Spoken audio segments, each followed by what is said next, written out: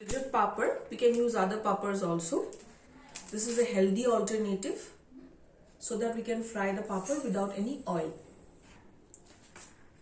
We'll be using the microwave. We have put the papad inside the microwave. For the mode, we'll go for the microwave mode. We'll set it to 900 watts and we'll just select around 20 seconds for the papad.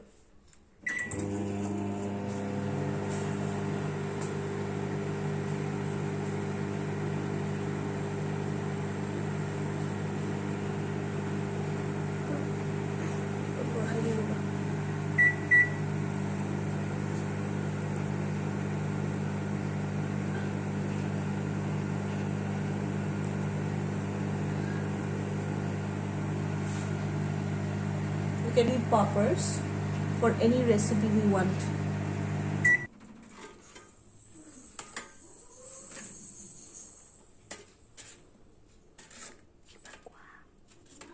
See, crispy papad,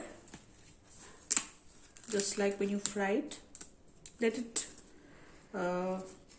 it's very hot, so you need to let it cool down before it. You can check the crispiness then.